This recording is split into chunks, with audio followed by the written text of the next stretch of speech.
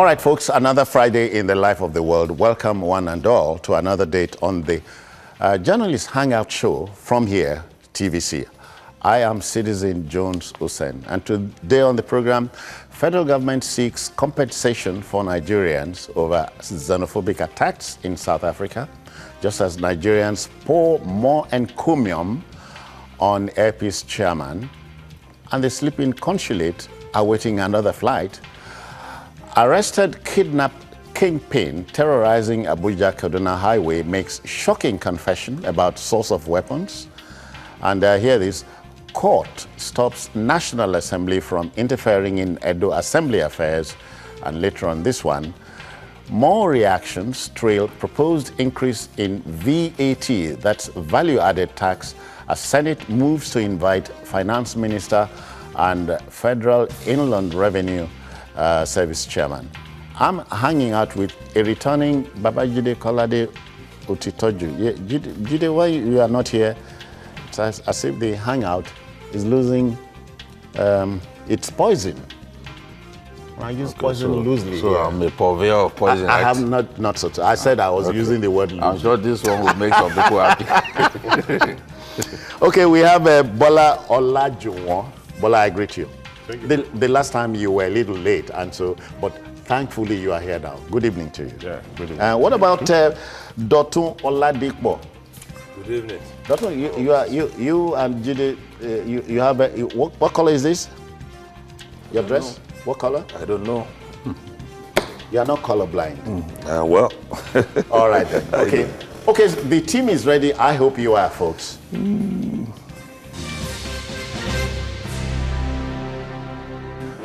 You know, not unexpectedly, even if improbably, the federal government is pressing for compensation for Nigerians affected in the recent xenophobic attacks in South Africa. The hint was dropped by the chairman of the Nigerians in Diaspora Commission, Abika Dabiri Erewa, at the maiden diaspora lecture of the Federal University of Technology, Akure, Ondo State. Meanwhile, encomiums continue to pour in for the chairman of Airpeace, Barrister Allen Onyema, for conveying Nigerian victims of the attacks in South Africa. And you know what? A scheduled evacuation of more stranded countrymen and women is slated for Sunday, the 15th of September. But Nigeria's former president, Chief Olusegun Obasanjo, has an idea about how to stop this. Shall we hear him?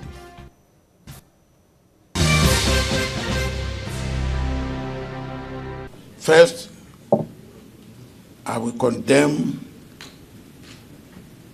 the action in very, very stern language. Second, those who have made comment that seem to be glorifying that very bad act, no matter how close they have been to me, I will publicly castigate them. Thirdly, I will make example of a few of those who did.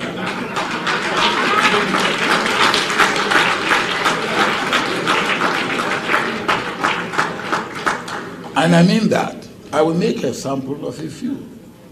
Look, it doesn't matter what we may say. South Africa is one of the most developed countries in Africa. And South Africa will continue to be one of the leading or leaders of Africa as a country. If any country which is a leader or one of the leaders of Africa cannot accommodate other Africans on their soil, then they don't deserve to be leader.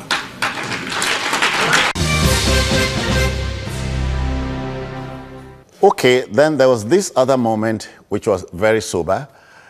Airpeace chairman Barrister Onyema shared some moments with returning Nigerians. Watch this. Allen. Onyema. Fortunately and luckily for us, we have him here to attend.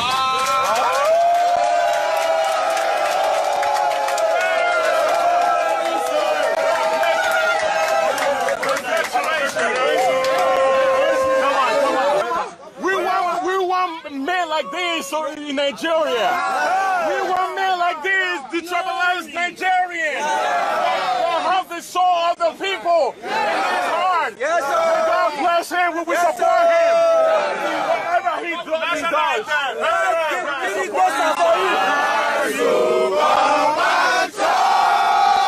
Nigerians all obey to serve our father's land with love and strength and faith. The nation of our heroes shall never be in vain. To serve without our mind, one nation bound in freedom, peace and unity.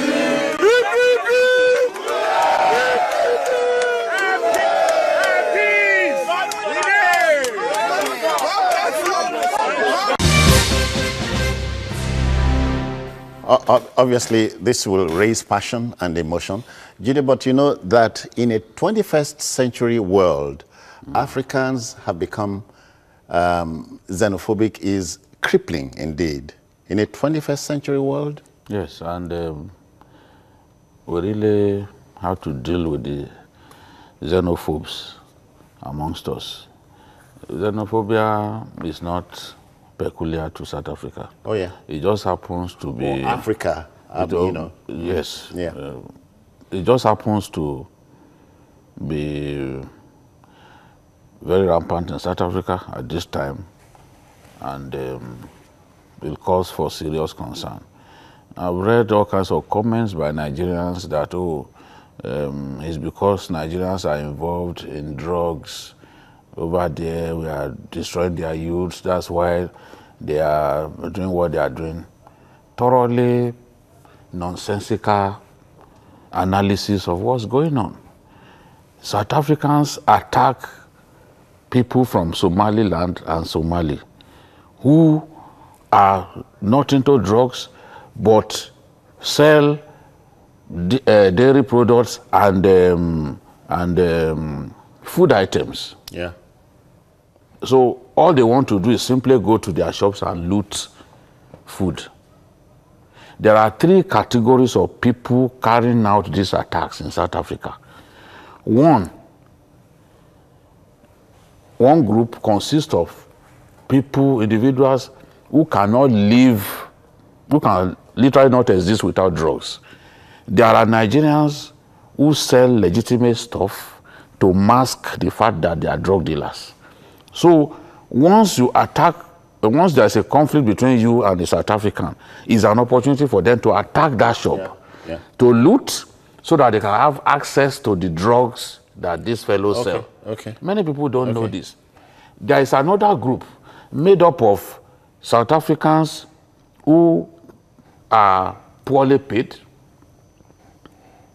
who believe that immigrants who are better skilled than them, who are better educated, are taking away their jobs. Opportunists. Yes, they are taking away the jobs that should go to them.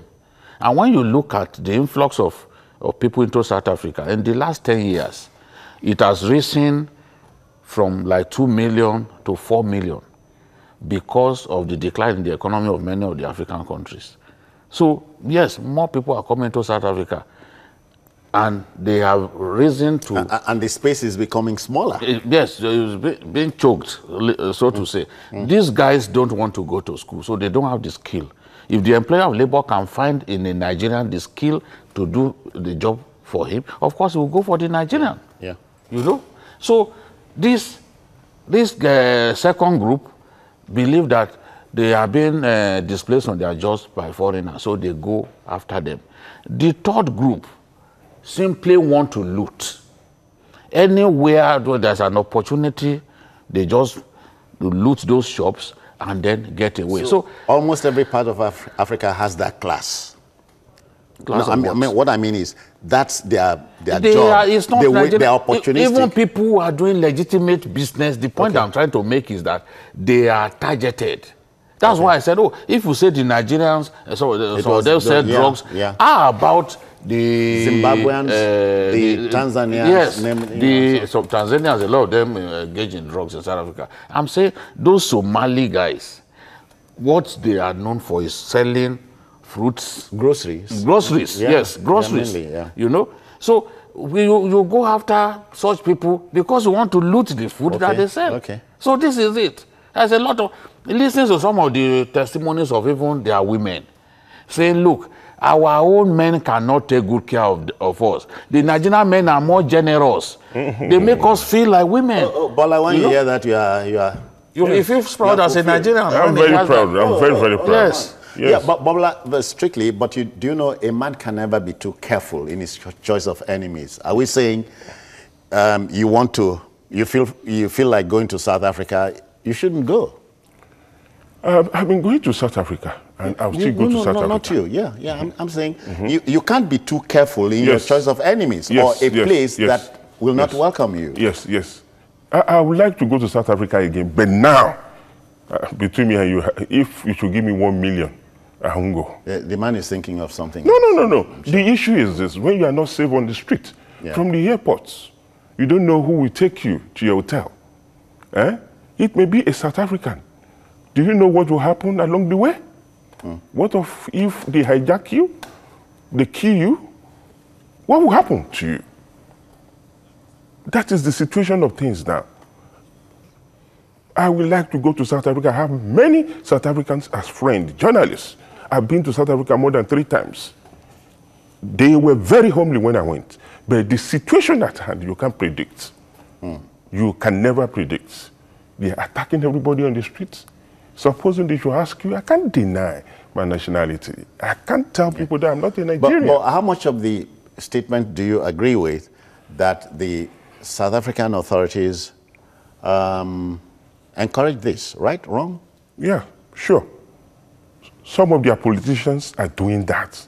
They are doing that in order to butter their own bread. They want to say what their people want to listen to. They want to say that. Because like when the temper, are rising, and then the people are saying, kill them. And you too, you want to say that, kill them too. But it's quite unfortunate that, look, all of us, we don't want to live above board.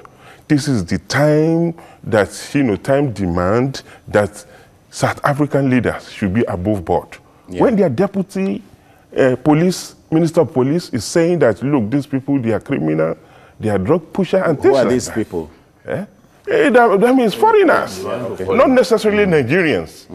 Not necessarily Nigerians that they are doing drug and this and that. And look at the other time when, South Africans, they looted foreigners' shop.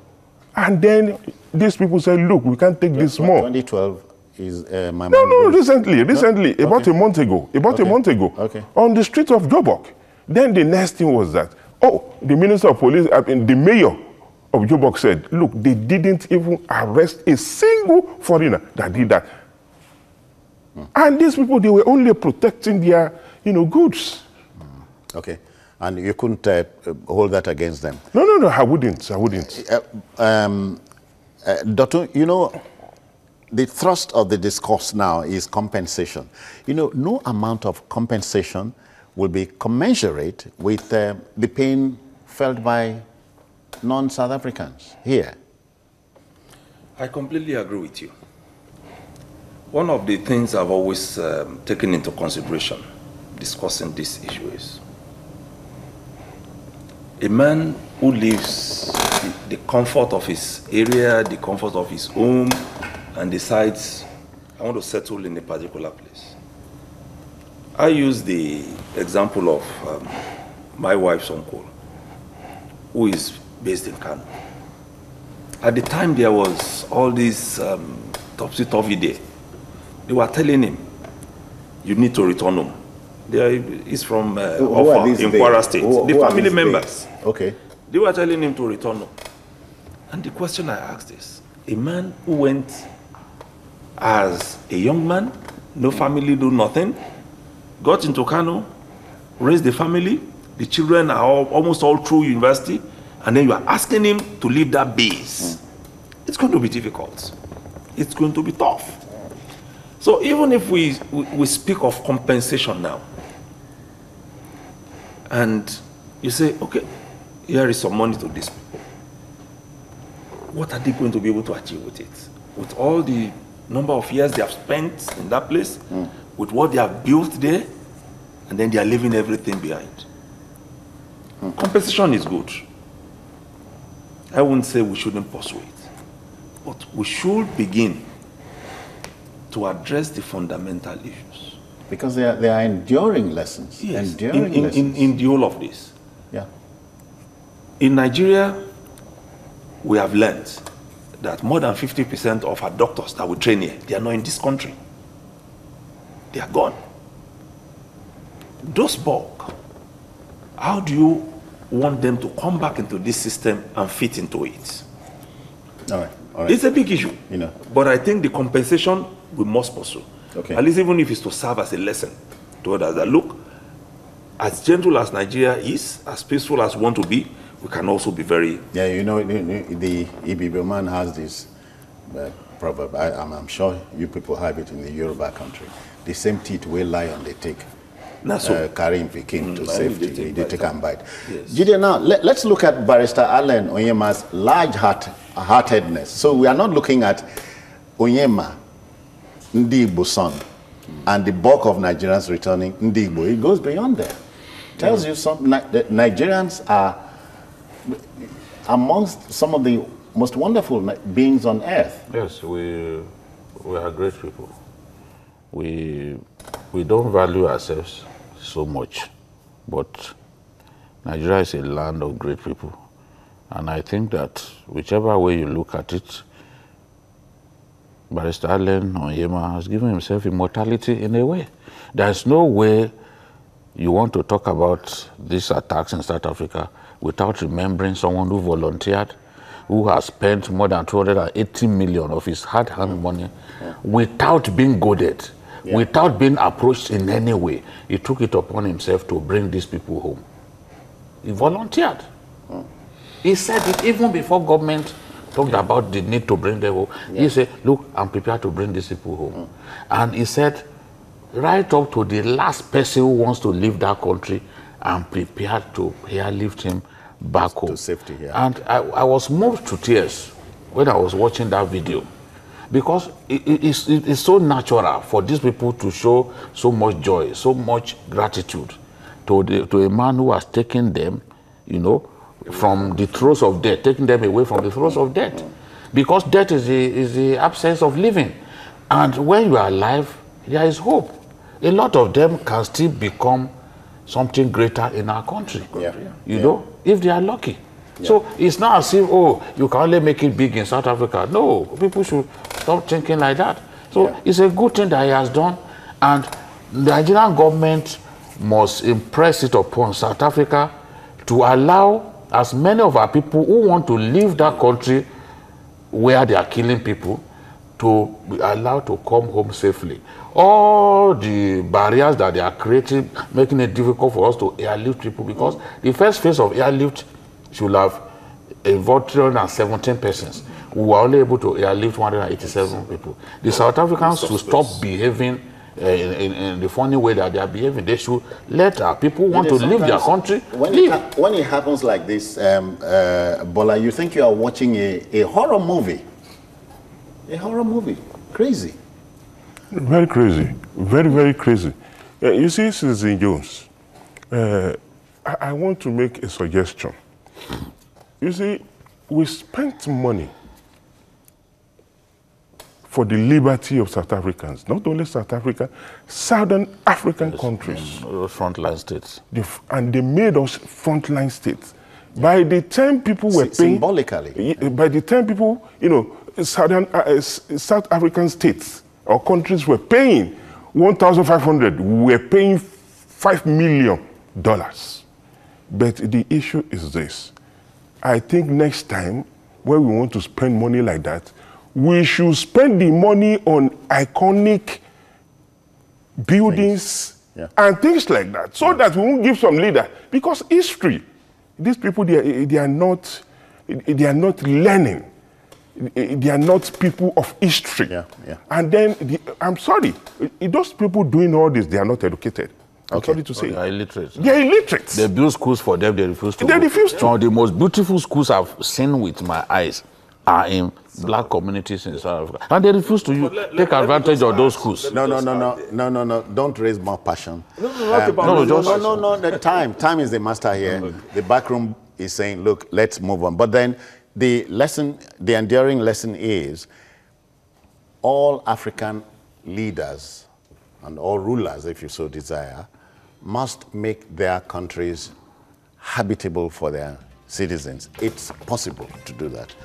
All right, then, so we move on. You know, commuters along the Abuja-Kaduna highway may experience a reprieve, at least for the moment. The Nigerian Police Intelligence Response Team, IRT, has nabbed a most wanted kidnap kingpin. His name is Bello Audu, a.k.a. Commander Yellow. He's fair complexioned, he's fair. Whose gang had been terrorizing the highway. He had also been on the police watch list for armed robbery, murder, rape, and kidnapping for a long period of time. His hair-raising confessions include his being linked to over 50 successful kidnappings and the killing of many innocent travelers on that route. His armorer, a certain Alhaji Turowa, is in the picture, Jide. Yeah, I disagree that people will have a reprieve just because an individual was arrested. The other day, El-Rufai was boasting that that place had become safe. After that, so many kidnappings are taking place, including the kidnap of those ABU students, for which the police claimed that no ransom was paid. And the family came out to say, no, we indeed paid ransom. So this is the situation. There are many gangs of kidnappers on that road. That road is the headquarters of kidnapping. Kaduna is the home of kidnapping as we speak. There is no peace in Kaduna. There is insecurity of the thoroughly unbearable strain in Kaduna.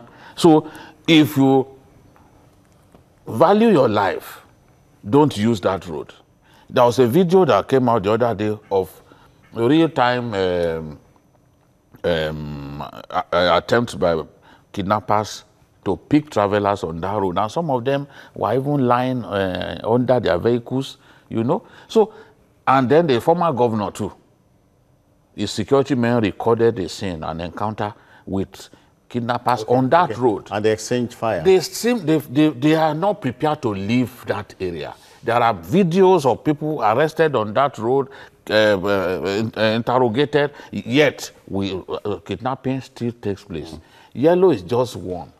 Kidnapping is a very big business in our country now. It's a multi-billion-dollar business in our country. So you've seen Yellow, but there are dozens and dozens of Yellow terrorizing people in the southwest, terrorizing people in the south-south, terrorizing people along the Kaduna-Abuja highway, not to talk of those terrorizing people in Katsina now, because there's peace in Zamfara. They've moved to Katsina and they are killing our people for fun, kidnapping even village family members of village heads. So this is the situation. This fellow says he has killed so many people. That should tell you that we must defeat kidnapping in our country. The federal government, the president must realize that even this problem of kidnapping is causing many people to want to leave their country. It's not simply the battle for what we will eat that is driving people away. If you do not feel safe in your country, you will feel like leaving. You will feel like going to a place where you are safe. Abakari and his people, they are doing a good job. But how many people can they apprehend? There are hundreds of these people all over the place. We are literally overwhelmed. Doctor, you know, in Nigeria, okay. Okay, let me go to Doctor directly. Doctor, you know, in our country, when you are nabbed, it is presumed you are innocent until proven guilty, right? Now, you saw pictures of suspects, you know, nabbed over time. At this point, what do we do with them? Yellow is one of them. Yellow and some members of his gang have been nabbed. What do we do? Well, Gidi is talking about dealing decisively with them. Yes. Because these are guys that we know. The first thing is to ensure thorough investigation. Thorough investigation will take you beyond those who have been arrested to those who are actually behind the scene. Yeah. There was a time in this country we were hearing they brought in guns through the port, this. All that has gone down. But the question remains. No follow-up. No, but the question remains. Has that reduced the number of guns in circulation? It has not. Meaning that somehow those things are finding their ways into the country. Because we see all of these things. We arrest a yellow today. No high-level, what was the word now? No high-level arrest. Exactly. You arrest a yellow today, you have about 50 guns and 1,000 rounds of ammunition all paraded. And then the following day you arrest somebody else, and then you see the same kind of scenario. So what exactly are we doing to ensure that beyond these boys that we see on the streets, we're able to mop up the answer ammunition that they are using? People will say, Bola now, as your people would say, the drummers are somewhere in the bush. Sure. Look, this yellow and other yellows that are yet to be arrested, you know, they didn't start one day. You know, their adventure, evil adventure started somewhere and sometime, and it was sponsored by some people. Yeah. Maybe as a killer agent for some people, or maybe he was, you know, the henchman, or I don't know, maybe he was being used by some politicians. Let me pause you there. We have a footage. We want to show you Yellow and his confessions. Okay. Commander Yellow, watching.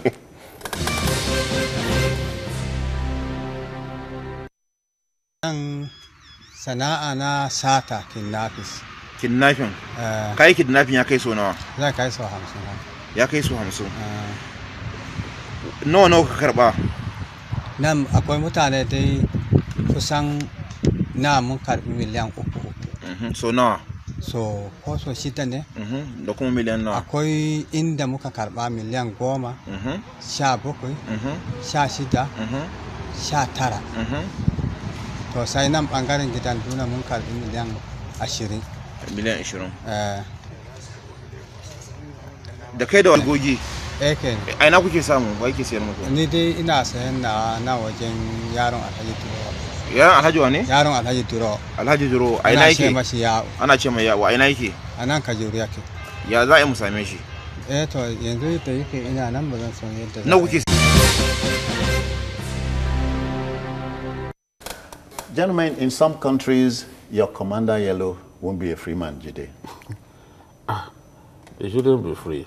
You know, what I mean is, I'm not a lawyer. None of us here is. But I'm saying the man has made these hair-raising confessions. Yes, but usually this is where it ends. We would not know when this guy gets convicted. I remember if he will. The leader of the gang of headsmen killing people in Benue, Alhaji Luga. He was arrested inside Tunga Forest in Nasarawa State by this same IRT team. Today, we've not heard how it ended. He was arrested. He confessed to leading a band of remorseless and bloodthirsty headsmen killing people in Benue State. What does he need in court? What does the court require? No, he still has to get to court. Oh, really? So that that confession that he made, if he wants, he can make that confession again in open court. Because whatever he tells the police, it's not the court's business. It still has to be brought before the court of law. So, but what I'm saying is that we never get to read that these guys have been taken to court and convicted. And if we continue to have this situation, nobody will learn any lesson. Because we must make examples of Yellow and other people. They are everywhere. In just after my village, Yamoye, there is a small forest between my village and Yamoye. On Monday, is your village in the map? Of course it is. Oh, no, I want it's to your sure. own that is not in the map. Now, the kidnappers struck there on Monday, but thankfully, soldiers went after them and killed them in the bush and rescued the people that they had kidnapped. This is what we want to see. But we want to see justice being served on these idiots who are killing innocent Nigerians, who are kidnapping innocent Nigerians. You want to travel to a place so close as Ibadan, you are even scared. Because even on that highway, kidnappings take place. So this is the thing. The break will kidnap the show for now. We'll return after the break. Please stay. Don't go just yet.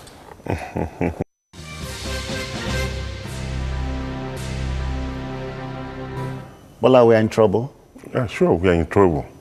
Like, as Yorubas used to say, you see, Iroko tree.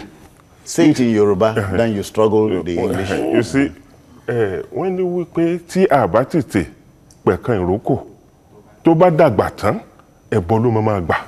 Otherwise, if you no deal with Iroko when it's small, when it's big.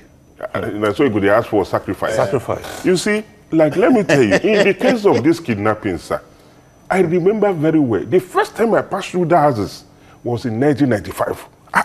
We got to Kamfasha, and people were saying, hey, we are reaching there, we are reaching. I said, you are reaching where? They say, you, this man, are you new here? I said, yes. What is happening? They said, you don't know. This killer, this armed robber, they may come out.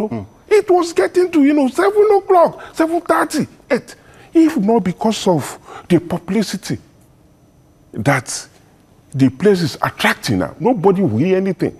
You see, now we don't even know the nomenclature to give to kidnapping, insurgency, armed robbery again in this country. Because you will see that it's a kind of a nexus whereby they operate, and the singular aim is to destroy, to kill, and get money out of it. Captain or Commander Yellow has mentioned Alaji Toruwa, I hope that's the name. He is key in this matter. It's very, very key. We need to find him. Just the point I made, that, look, until when we get to that river where we're able to say, okay, these are the people who are making things happen behind the scene. The issue of Wadume. The drummer boys. Yes, the drummer boys. The issue of Wadume came up. He sat somewhere, according to information, and collected 120 million from a family. But there were some people who were holding the man of the man of the house who was kidnapped. He wasn't in the picture. He wasn't the one who went to hold him. The backroom boy. So we need... He couldn't have done it alone. Oh, yeah. Yes, we need to be able to get to that point where our investigation will not just be to get the boys on the streets. We also need to be able to get those who are behind the scene. Until we get to a point where we're able to say, look, these guys with 4 AK-47, we have arrested How does them. even bring it in? How did you get this and be able to trace it to the people who brought it into the country or who manufactured it? All right. If locally, we won't be able to deal with this Bola, problem. we must pass over now, but the message is very clear. Gentlemen, if we commit everything to prayers, we must admit here at this hangout, prayers do not change God. It will change those who pray. When you pray for peace, you must do those things after leaving the prayer ground. Do those things that will engender peace. Yes. We have prayed enough. Let's start working. Okay, let's take you to Edo now. The theater of the absurd in Edo State appears to be coming to an end, or something like that, so it seems to us. A federal high court in Port Harcourt, oh, you are laughing. A federal high court in Port Harcourt on Thursday restrained the National Assembly from meddling in the affairs of the Edo State House of Assembly forthwith. Now, Justice Kolade-Otitoju in his ruling stated that the National Assembly could not, underline that, could not compel Governor Godwin Obaseki to issue another proclamation within the lifespan of an existing declaration for the inauguration of the Edo State House of Assembly. Deputy Speaker Yakini Idiaye and Honorable Henry Okarobo, representing Ikpoba Okha State Constituency, have the last laugh. You know, people have nothing to do. People who have nothing to do always interfere with the affairs of other people. Also, it seems to us. But that's not really the case. The National Assembly has so much to do. And if... vis-a-vis this matter. Yes, and if the Edo State House of Assembly becomes a theater of jokes, then they have, or absurdity, then they have every reason to intervene. Every reasonable individual has every reason to intervene, because there's no reason why 9 persons, where a clear minority will elect a speaker out of, to the exclusion of other people. Yeah. It's not done. It's absolutely senseless. So this is the point.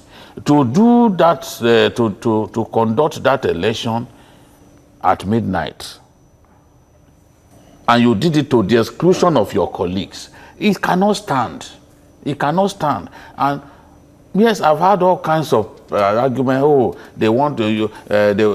This is an attempt to stop godfatherism in politics. Oshomole did not have a godfather, but he wants to be a godfather. Oshomole may have his issues. Yeah, I don't always agree with him.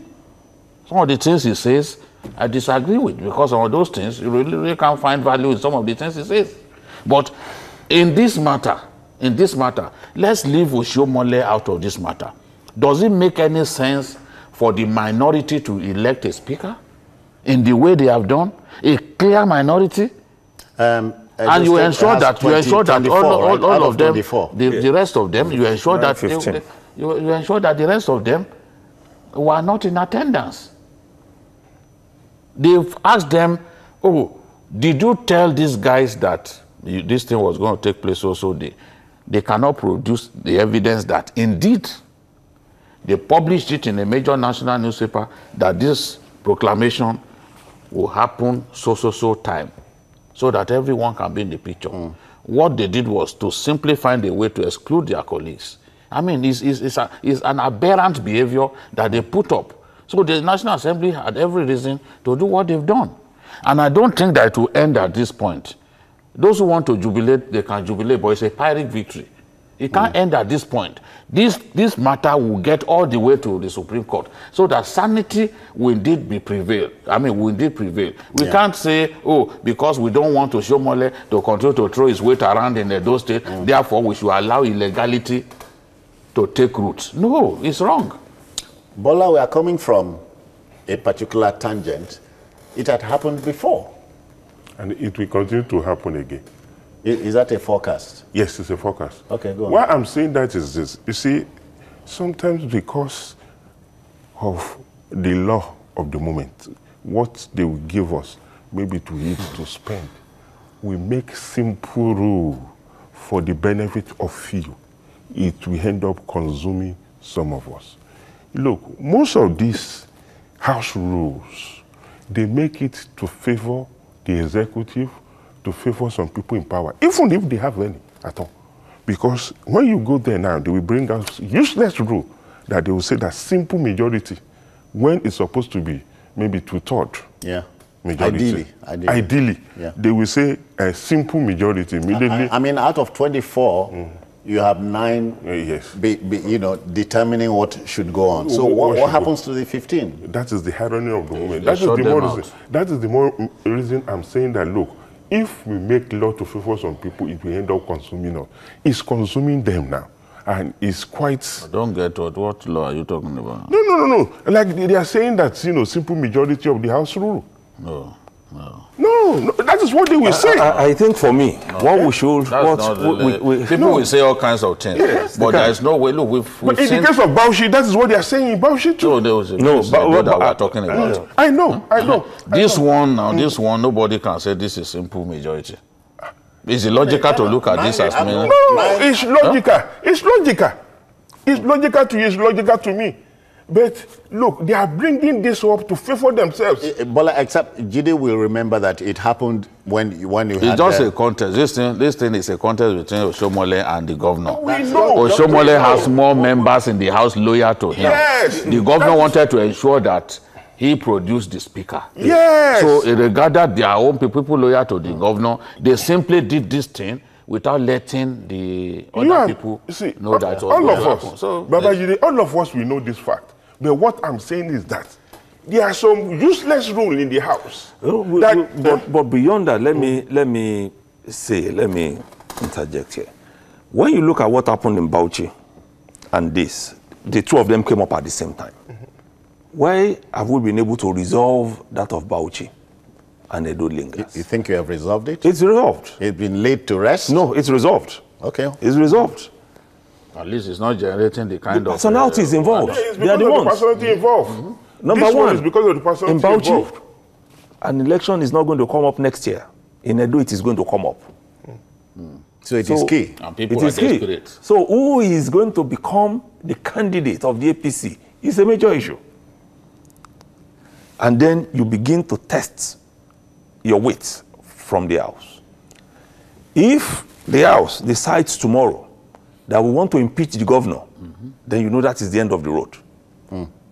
So there must be a power contest in the house. Yes.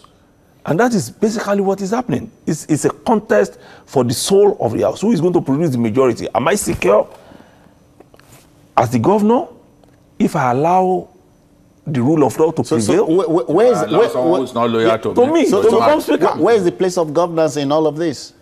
I said it the last time I came here, sir. We don't have governance. All we have throughout the 4 years has always, it's always been political. The last time I came here, we said it. 2019 elections, the petitions are still before the tribunals. And we're already talking of 2023, who will become the governor, who will become the president. So what is that governance? It is not. No, it's pure selfishness. I'm telling you. Yeah. So what is happening in Edo is peculiar. If election wasn't next year in Edo, this would have been resolved. Yeah. And that's why Bauchi was easy to tackle. Bola, are we saying that both Governor Obaseki and Comrade Adams Oshomole, former governor of the state, can't have a common ground?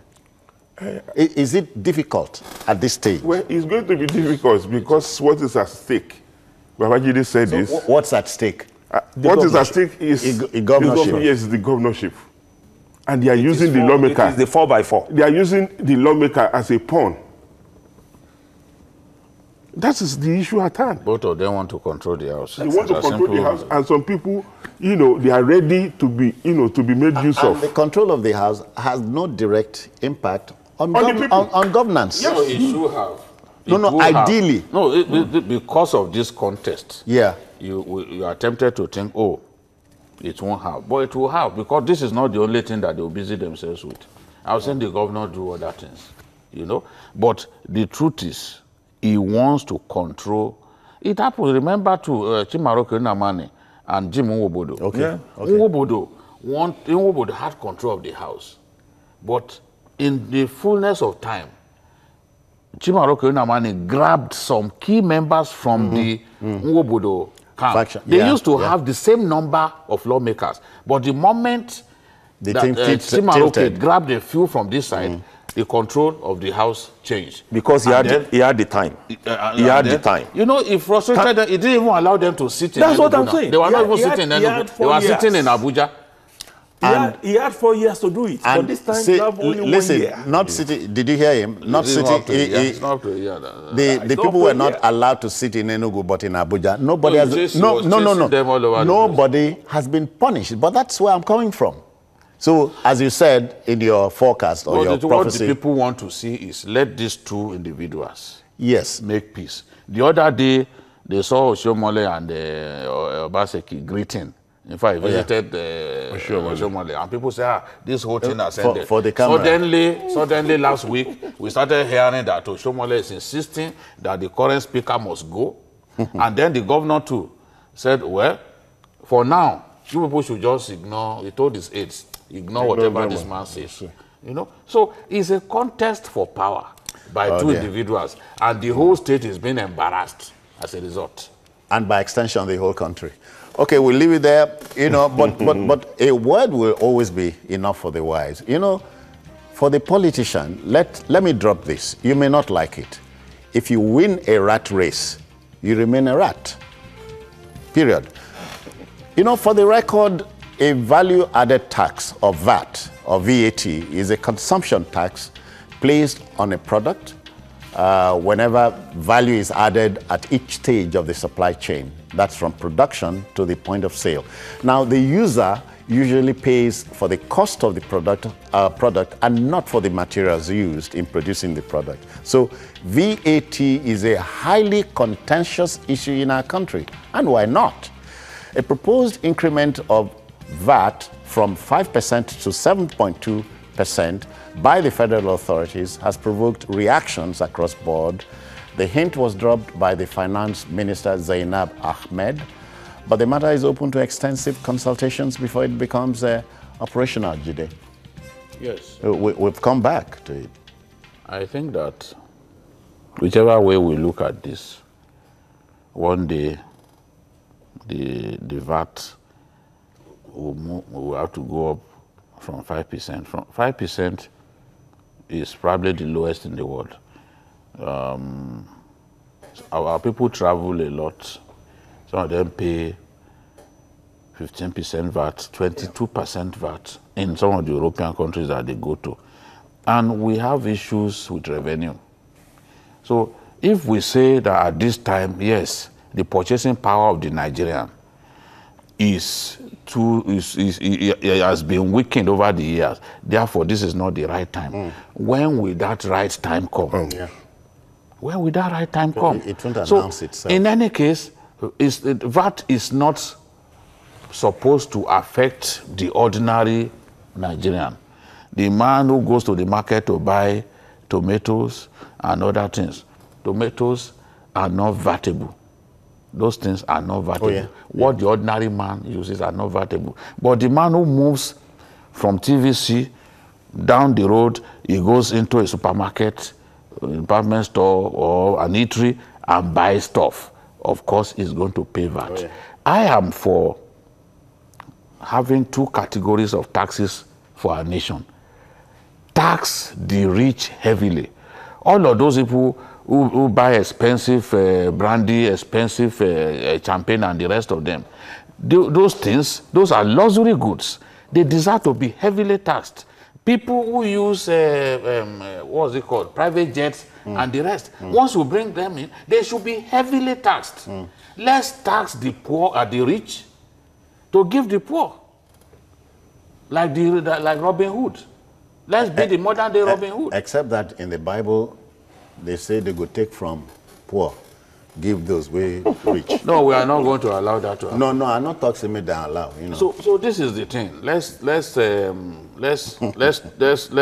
I don't think that 7.5.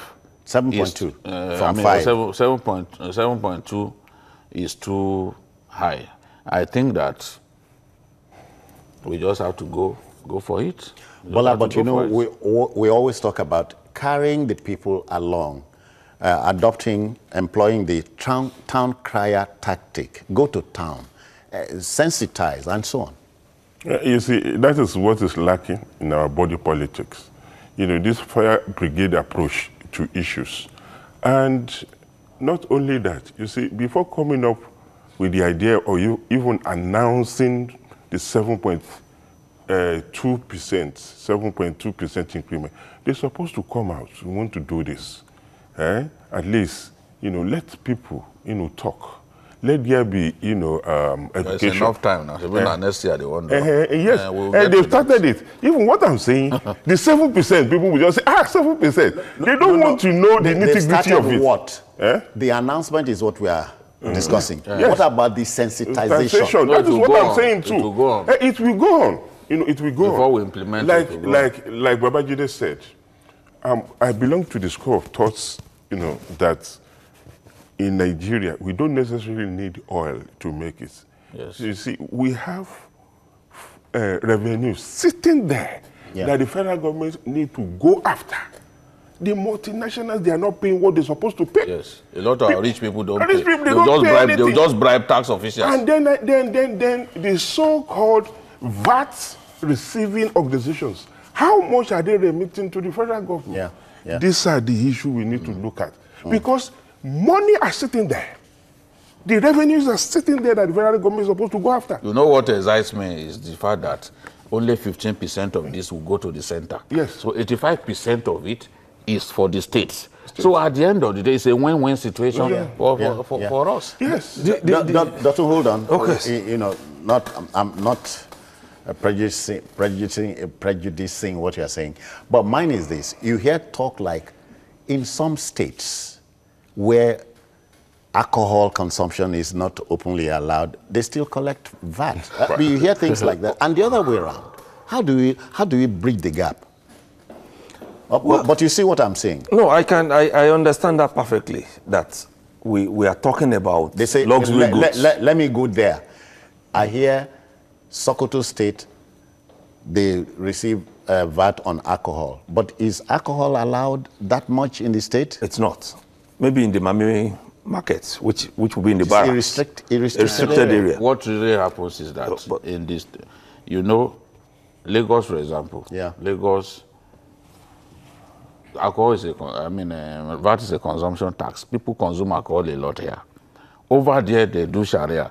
They don't want to see beer. In fact, in Kano, his bar will start destroying your beer. Immediately. But what they are saying is that the distributable revenue from FAC, a lot of this come from VAT.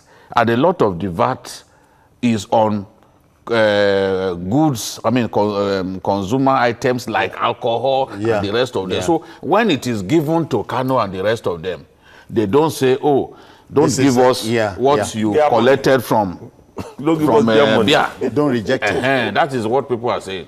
But you have a point. There's a logic there. Exactly. That's even if plausible. No, it's plausible. It is, because it's a valid argument that you can't come to my backyard to make money and then you go and give it to someone else to spend. It's possible. And the other end to it is this.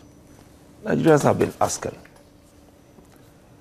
We've been paying taxes, we've been doing this, we've been doing that. What value are we getting? Lagos-Ibadan Expressway has been hanging there for so many years. It's almost a no-go area. You want to try to get out of Lagos to go through the Lagos-Abeokuta, the road, it's a no-go area. You want to turn to Ekpe, it's a no-go area. And the people are paying their taxes. You want to run from Abuja to Kaduna, kidnappers are stopping you. When you go to the train station, the men in uniform who are also running away from the road, they oppress you, they get on the train before you. That's the big question. If I'm going to pay more, what value am I going to get? I must be convinced to pay willingly. And that is the major issue that we're having with people paying taxes in this country. I wake up in the morning in my business place, I run generator from morning till evening. Without any consideration, the DSOs will bring bill to me at the end of the month that is just... So people are asking those questions. But for me, like he said, if it's going to be a win-win situation, why not? If you're going to take more money from me and I wake up tomorrow and the roads are good, power is coming, you don't run a generator again, I don't. and so on. And why not? Nigerians really want to be on the side of the law, but the ground must be softened. I mean, we must get a few things right. We must pack it all in here. Jide, I ran into one Olawale Oshimosu. I hope I got that right. He says to greet you very, very kindly. Now then drop me here. Okay. See me dressed like this, say, I go stand for it. They even arrested people the other day, and the soldier said, if not because of Babajide, for no reason. So it just shows that they are happy with what we are doing. Okay then. And we are grateful. So the hangout is very, very grateful to all of you. Ours is to rig the issues and present them before you. The facts are sacred, use them. Let's thank Bola Olajuwon for coming. Bola, many thanks for you. And what about Dotun Oladipo? Thank you so much. Okay then. It's a pleasure. So that will just about do it for the week. Thank you for your time. If you missed this program and watch a repeat broadcast, and of course the program is also available on other platforms. We'll show you on the screen and on YouTube at youtube.com/news TVC News Nigeria. The feedback channel remains the same. And so on behalf of the Backroom Boys, we want to thank you very kindly. Bye-bye now. I'm Citizen Jones.